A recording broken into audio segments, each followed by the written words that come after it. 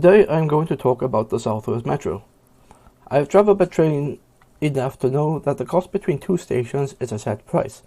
But what about the next station immediately after? To answer that, I would need to know about fare zoning. What is a fare zone? A fare zone is a mode of calculating costs for a set of stations. Certain stations are grouped into the same zone, and any travel will be a set cost regardless of how many stations you travel through. If this sounds familiar, it is because it is the same system that is used in London. Let's look at the fare zones in London. Let's say I want to go from Paddington Station in Zone 1 and Hayes and Harlington Station in Zone 5. I would be charged the Zone 1 to 5 cost. This information is readily available on the web and within stations. There is also a daily cap in use by Transport for London, but I have not seen or experienced that for Transport to Wales, so I will not be including the daily cap in the rest of this video. Moving on, let's assume that the Southwest Metro will be using fare zoning. How do I prove it? This is the official Southwest Metro map. There is no mention of zoning and not even different lines to show and not even different colours to show the named lines. This is an overview of the network, but not much else. Let's see if there is a better map. This map is from 2005. There has been many changes in 17 years, but for the purpose of the fare zoning, it's the best out there. This is an unofficial map. At the time, if this was official, it would have been produced by Arriva Trains Wales, but as far as I know, no such official map exists. Now, back to the previous question. How do I check for fare zoning? Simple. Fill the source and destination stations that are on the same line and see where the cost changes. In this example, I have set the from as Cardiff Central and the to as Bridgend. The cost is £5. According to this map, Cardiff Central is in Zone 1 and Bridgend is in Zone 5. If using the same assumption as London, this would mean that the Southwest Metro Zone 1 to 5 cost would be £5. Let's see if it's true for other Zone 5 stations on the other lines. In the bottom right hand of the screen, I have placed a screenshot from the cost. Of the cost from the National Rail website. I will be using National Rail to get all these costs because that's what I use on a regular basis. So I have now done the Cardiff Central to Tree Herbert line. This is also £5. Here is the Cardiff Central to the Rumney line. Again, £5. I have gathered all the prices from the different stations and grouped them on the same line. This proves that fare zoning is used. It has taken an unofficial map and time to look at prices to find this out.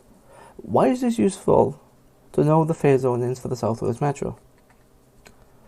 Let's focus on a few of the lines. They are single journeys, but the same can be applied for returns. So I want to travel in the morning and get from Tree Herbert on the Rhondda line and then go to Cardiff Central. This would cost £5. Then I want to travel later on from Cardiff Central to my stake. This would cost me a further £5. The reason why it would cost you further money is because when you get to Cardiff Central, you put the ticket in the machine and it eats the ticket and it allows you through the barriers. So that ticket is only valid to Cardiff Central.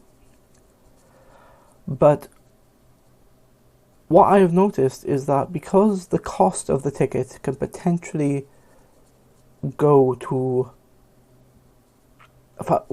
further than Cardiff Central to Bridgend or my stake for the same cost, that ticket should be valid.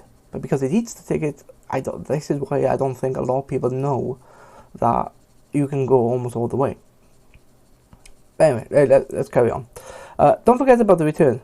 However, this is where it becomes interesting. Since Tree Herbert and Bridgend are both £5 from Cardiff, these are in the same zones and you will only get charged any new zones that you travel to. So this means that the maximum is £5. So using these figures, as I say, in the morning I've gone from Tree Herbert to Cardiff Central, that's cost me £5, it's at my ticket, I've done my business, and then I need to get a my stake from Cardiff.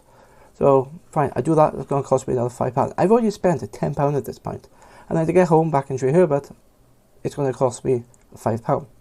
So I've spent £15 on tickets.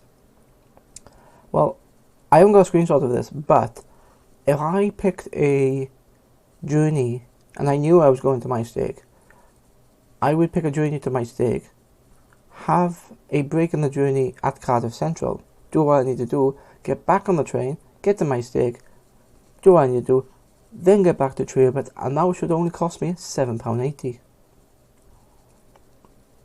So yeah, it's a lot cheaper. It's slightly more than half price.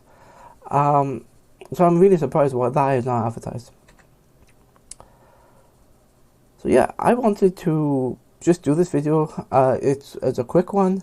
I do want to make more videos like this, but I'm really interested to find anomalies like this and compare systems, because I've mentioned London.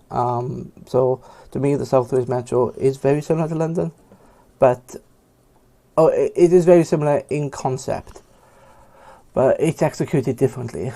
I would love to see an Oyster system brought into the Southwest Metro. So when I tap onto a station, it records that, and then when I tap out, it takes money off me for the fare.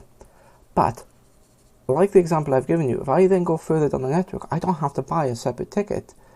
It will just carry on, and it knows that, well, yeah, that journey, if you did it in one go, would cost you £7, £8, or whatever it is. So you will actually be charged the correct amount. So yes, I hope this has been informative. And if it hasn't, I hope it's started you thinking about stuff. But hopefully I'll find out more information about this and do maybe more videos. But thank you for watching, and see you later.